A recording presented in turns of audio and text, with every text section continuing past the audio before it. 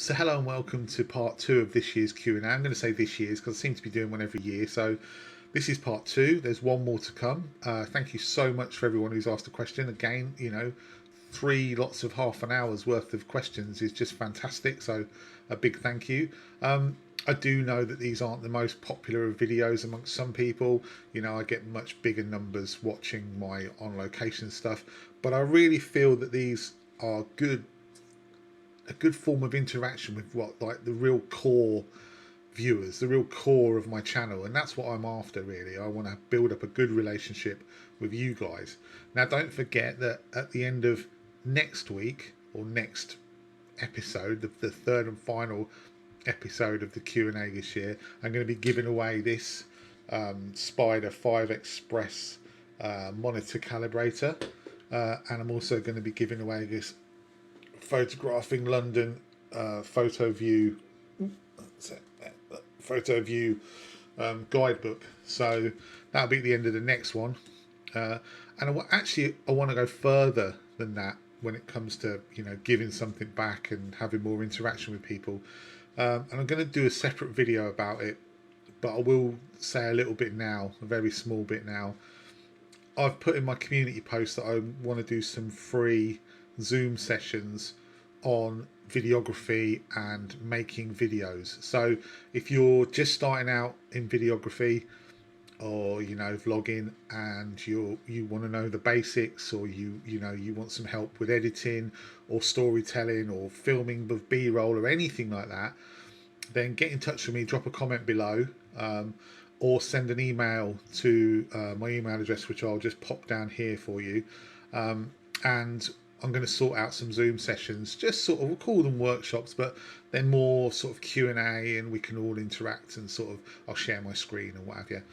Further down the line, I want to do some on post-processing of photos. I want to do some on camera basics. So if you're an absolute beginner and you're not sure, I want to do some on that. And then eventually, when we get further down the line and I can go back out properly again, I want to do some free on-site location workshops.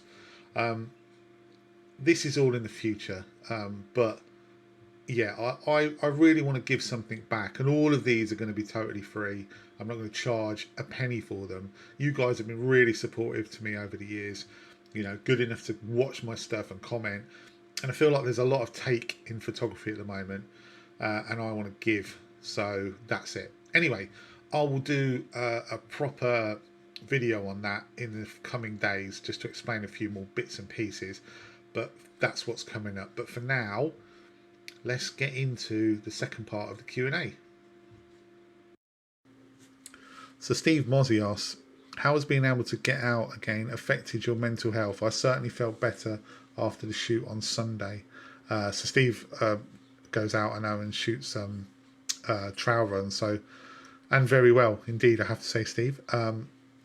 How's it affected my mental health? Well, it's kind of been positive and also, well, not negative, but so this whole pandemic, for me, I mean, from March last year up until sort of August time, I was pretty much confined to the house.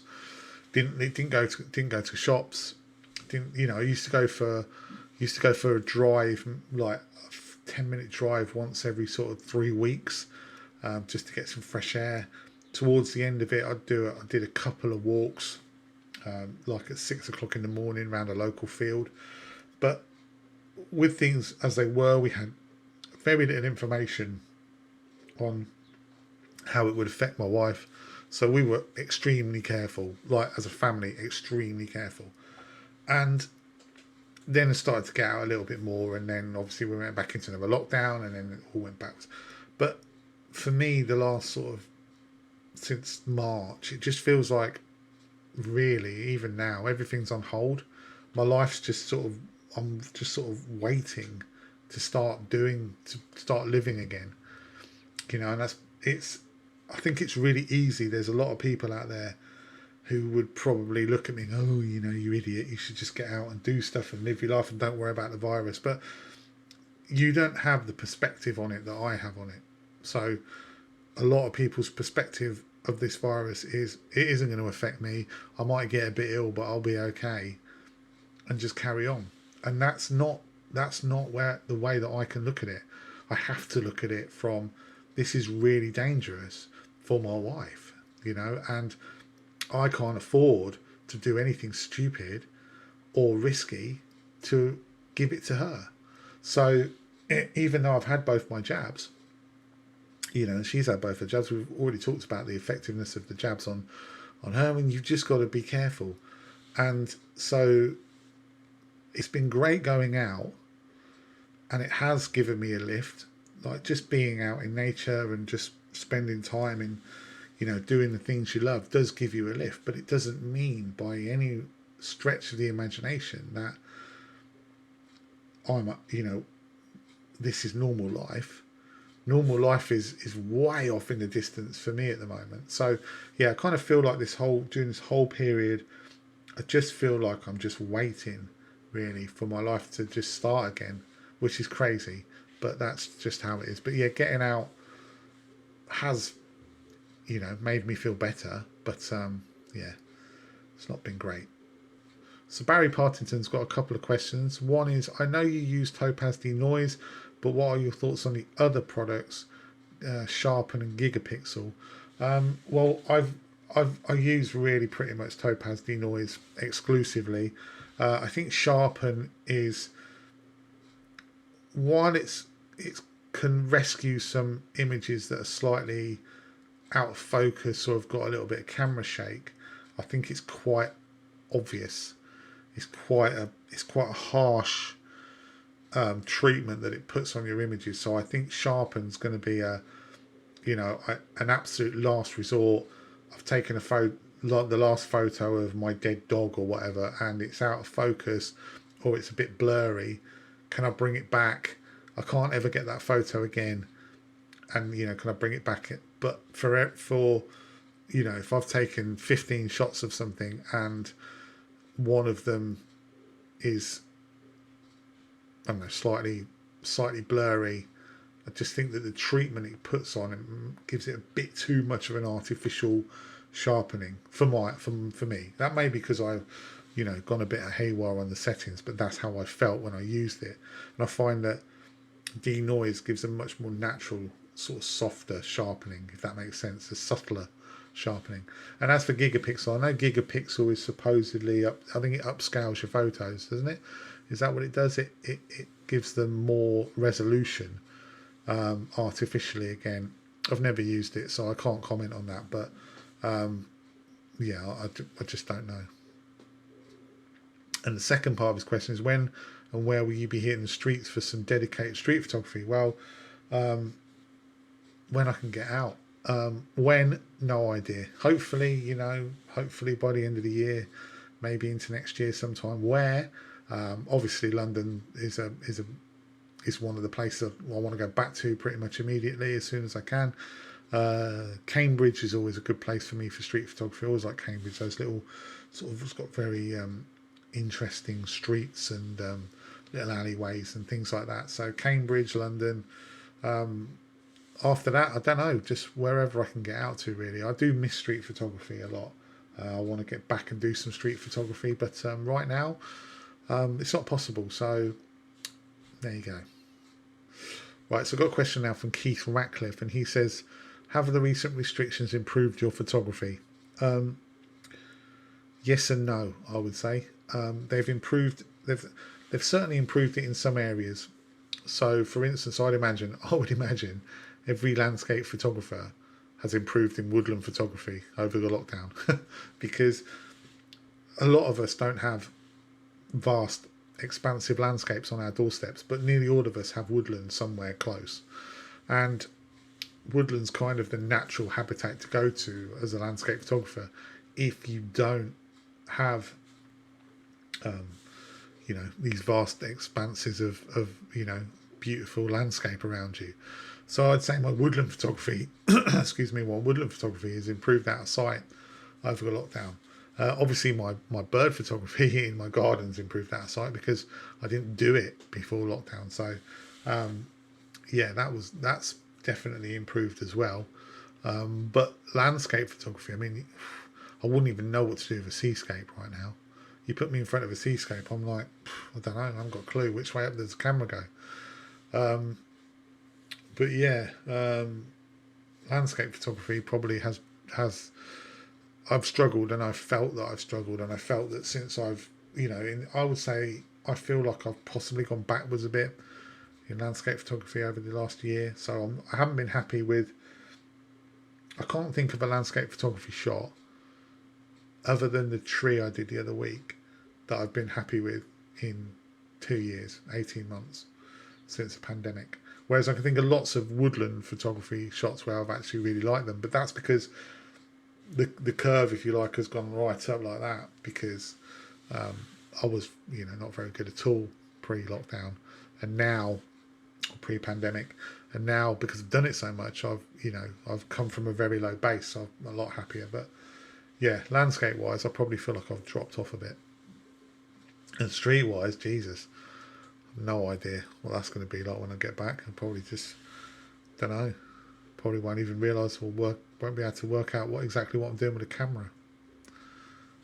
So I've got one now from Gary Lawrence, and he says, I notice unlike most landscape vloggers, you also show your efforts in other genres like street travel and wildlife.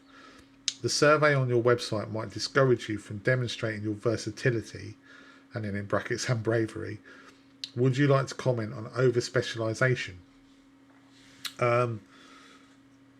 So the survey that you're referring to was on my YouTube community tab, and I basically, I said a couple of months ago, when we get back out, what sort of things would you like me to be doing? And I think the vast majority was landscape. There was a little bit of wildlife, a little bit of street, a little bit of talking heads and things, but mainly it was landscape. But I enjoy lots of areas of photography. So I really, as much as I love going out and taking landscape photos, I also love wildlife photography, and I love street photography, and I love trying different things. I'd love to do a bit more sort of still life abstract photography.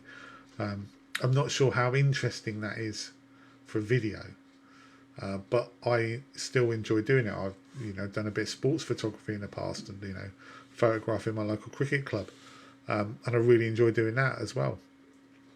But again, I think when you're talking about over specialisation, there are some people, they just enjoy doing landscape photography, and there's nothing wrong with that. I know Darren, for instance, Darren Knight.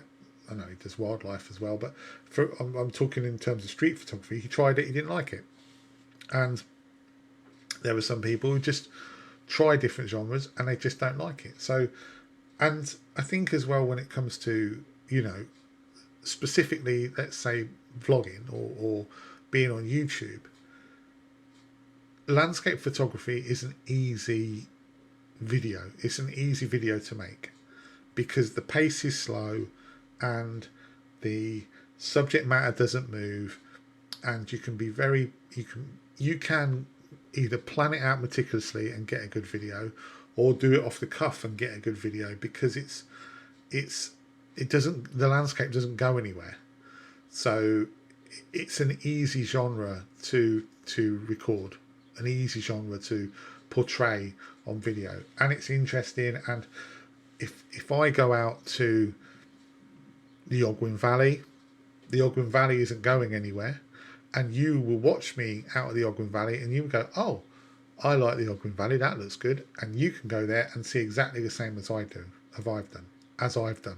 Not necessarily the conditions, or the conditions, the lighting, but the structure of the image is there. It's still going to be there regardless of whether you go now or 5 years down the line, or any moment in between that, or probably 50 years or 100 years down the line. Street photography, wildlife photography, sports photography. I couldn't take you to London, for instance, and go to a march, a demonstration, and take shots, and then you go, oh, I'd like to do that, and then you turn up next week and that march and demonstration's there. All those people are there. I couldn't take you to somewhere doing wildlife photography and say, oh, look, here are some shots of some dippers feeding their chicks, or the nest is there, and you go there in 3 weeks' time and they might not be there. I mean, they will be there, but they might not be as active. So you might not get that shot. You might not see them. So landscape photography is a very easy genre to video. The other genres are difficult. And I wonder if sometimes people look and think, well, how am I going to get something out of this? How am I going to make a video out of this? So that might be a reason. But equally, not everyone enjoys every aspect of photography.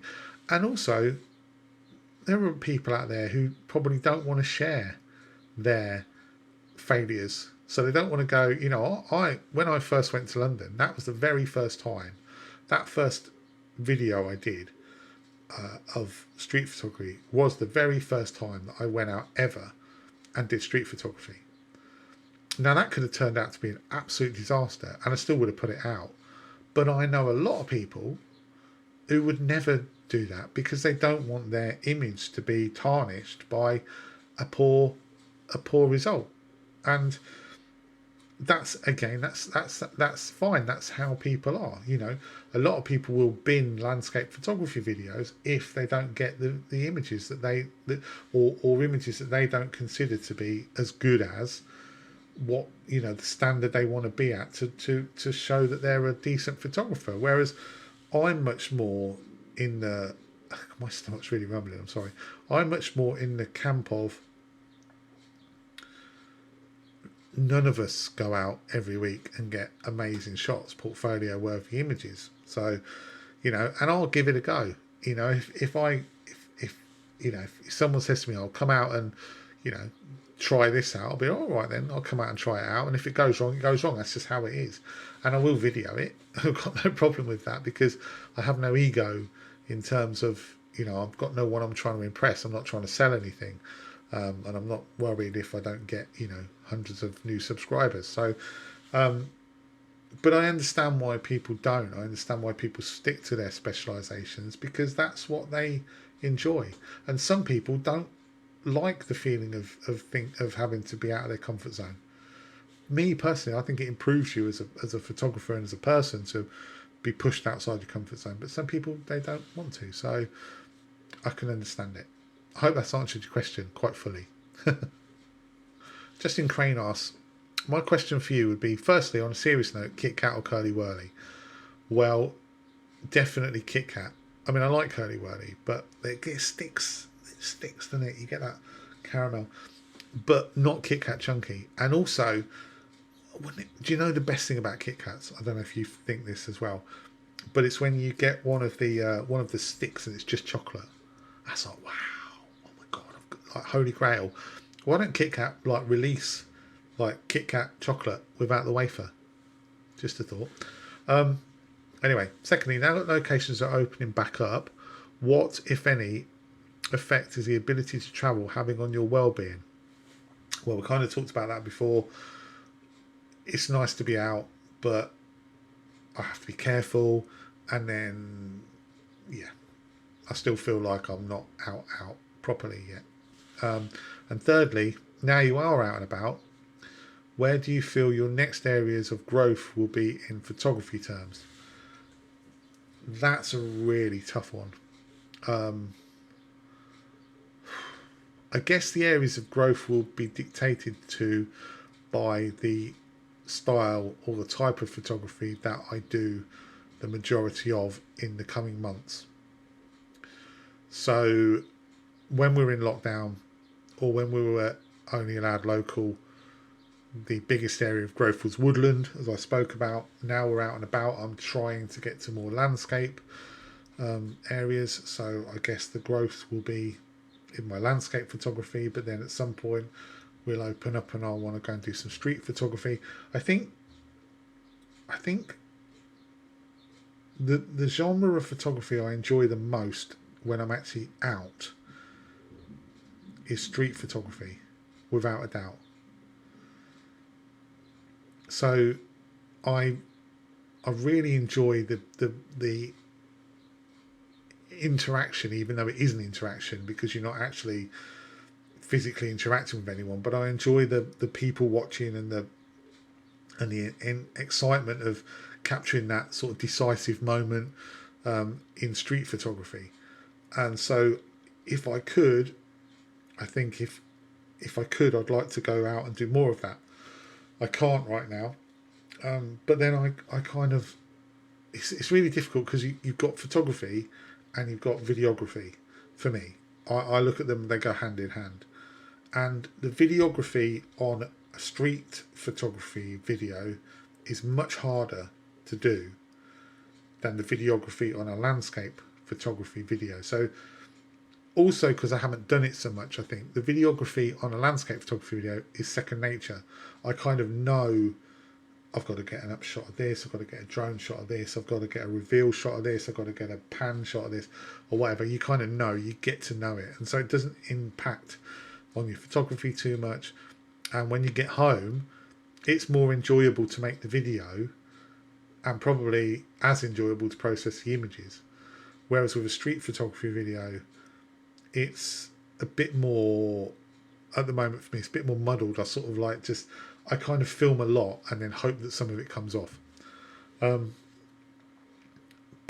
street photography is where I would really like to grow. Like the photos that inspire me or that I look at, and I think the ones that have had the biggest effect on me over the past 3 or 4 years have been street photos from other street photographers rather than landscape photos from other landscape photographers. So I'd like to go, and I'd like for my growth to be in street photography, but right now I can't do that. So I guess that's forcing me down a more landscape photography route. So that's probably where my photography will grow. I would like to do more wildlife, but that's a lot more of I think wildlife photography is quite difficult in terms of in the wild, because I think you've got to go back and back and back and back. You kind of almost got to set it up and then you get the payoff. But then I don't get the opportunity to keep going back to set something up. So yeah, I hope that answers your question. I think it did. Okay, so now we've got one from James Burns. Hi James, hope you're well. Everyone knows James, great guy. Apart from the creation of the podcast, what is your greatest achievement since the beginning of 2020, either personally or photography related? Well, I will say that probably everybody in my immediate family staying healthy is the biggest achievement of the pandemic. Definitely. Because that could really easily have gone south, and we've worked really hard on making sure that everyone stayed fit and healthy, touch wood, so far. And then I know you say apart from the creation of the podcast, but the podcast has been brilliant. I consider that a real achievement because, you know, when we started it, it was something that you just thought it could work, it could fail. And actually it's been amazing, and the response from everyone involved, and you know, the viewers and everything has been absolutely phenomenal. I think we've created a real community around that, which has just been absolutely amazing. Photography wise, my biggest achievement, probably keeping the channel going, I would say. It's been really hard because you kind of, there was a whole period, there was a big chunk of time from sort of March through to August where I was in the house, confined to the house, and you're like, well, what the hell do I what videos do I make? I've got absolutely no idea of how to keep content going, and I somehow managed to keep content going. I mean, I think we all suffered a dip in viewing figures over the pandemic, mainly because other people couldn't get out either, so they're going to sort of not going to be watching so much of you not going out. But yeah, just to keep the channel ticking over and to keep that going along was a big achievement. But I would say the biggest achievement is just having everyone in the immediate family stay healthy. So Serge G asks, what is your method to now focus every time for landscape and street photography? Firstly, I want to say that while getting everything in focus is important, getting tack sharp images isn't necessarily the most important thing in photography. And I think a lot of people, I remember when I first started, and I'll talk about this a bit later, I think, but when I first started, there was so much like importance put on get pin sharp images every time, get tack sharp, and if your image is not front to back sharp, then it's not a good image. I don't believe in that so much, and the more I take photos, the more that I believe that it's not as important as everyone makes out it is.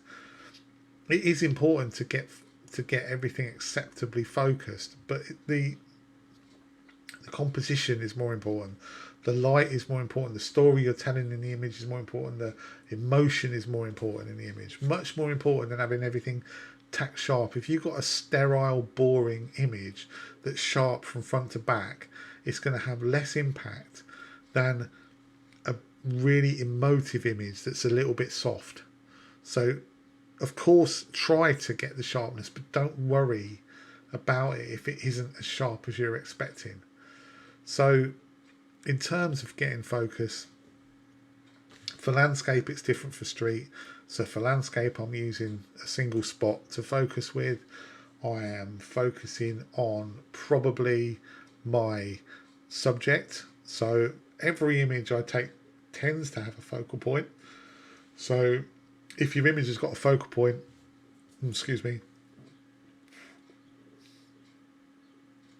if your image has got a focal point, then that's what you're trying to get sharp.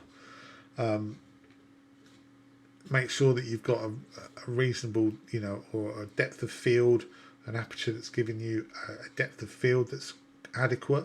So, for instance, on the Canon cameras, f11 does the job for me, or used to do the job for me. On the Sony, I found that if I shot f11, I wasn't getting everything wasn't getting everything sharp. The depth of field was too low, so I had to go up to f14. For me, use a tripod if you're in the landscape. You don't have to use a tripod, obviously, handheld's fine, but I find that if you're worried about focus and you're worried about sharpness, you're worried about all of that, then putting it on a tripod is going to slow everything down. It's going to make it easier for you to get the focus. So that would be my advice. Use whatever aids you've got. So if you've got focus peaking, that will help you. If you've got a zoom, you should have a zoom on your focus, so you can look on your screen to see if you've got what you want in focus. If you want to use manual focus, use manual focus. I don't. I use autofocus, and I use autofocus single shot, and I will use back button focusing because I don't want to accidentally half depress my shutter button and then lose the focus. There's always things. Use a 2-second timer, or if it's very windy, use a 10-second timer. It's just these basic things to get it sharp, but don't get hung up on having incredibly sharp images. Get hung up on having incredibly emotive images that tell stories. In terms of street photography, well, that's different, because I don't think sharpness is important at all in street photography. And obviously you don't want a blurred image. It doesn't matter if it's not pin sharp, as long as it's acceptably sharp. It's more about capturing that moment. So street photography, back button focusing, autofocus continuous for me, and I'll keep pumping. So when I'm saying pumping, it's like this is my daughter's camera here. So I've got the back button focus on this, and I'll be looking through it, and I'll be sort of depressing and pressing that back button focus and letting it hunt and find the focus. And then when it finds the focus, take it. If it loses focus, take your finger off and then put it back on again. And then that gives the camera a better chance of refinding or recapturing that focus. And I'll use I'll use zone focusing. So I'll use an area. And if I'm finding that's giving me problems, then I'll probably come down and use a single spot focus for certain areas. But generally the zone seems to work because it works on contrast. And if you're taking street photography like I do, which is all about light and dark and contrast, then it kind of knows what I'm looking for because it's using the contrast to focus. So yeah, but again, it's not as important. Focus is not as important as the story, as the composition, as the light, as the mood. It's important, but for me it's not as important. Right, J&K Wild Tube say, what type of photography do you find most relaxing and stress-free, and why? Well, you would expect probably for me to say landscape, but actually I think the most stress-free I am and the most relaxed I am when I'm photographing is when I'm sat out in my garden in my little hide taking photos of the birds. And the reason for that is there's a huge period of time where there's not a lot going on often, and so I can just sit and relax and chill out and think about things and just enjoy myself really, and just almost get into a state of meditation. So I mean, landscape photography is of course, very relaxing at times, especially if you go somewhere for sunrise and you're there with nature and the sun's coming up and the new day's starting, and you get that sense of well-being and sort of oneness with the surroundings. But for me, it's sitting out in my garden in a hide, chilling out, not particularly thinking about anything, just relaxing and just waiting for the birds to pop along. So thanks very much for watching that. I hope you really enjoyed it. Some really interesting questions again. I really appreciate all of your questions, so thank you very much. Don't forget that next time on the Q&A, the final part, I'm going to be giving away these two bits and pieces, the book and the calibrator. Don't forget as well, if you're interested in, let's say for now, if you're interested in the videography sessions on Zoom, the workshops, then please drop a message below or send me an email. In fact, if you're interested in anything other than the actual on location workshops, drop me an email below, or drop me a comment below, and I'll give you some details and we'll get something worked out.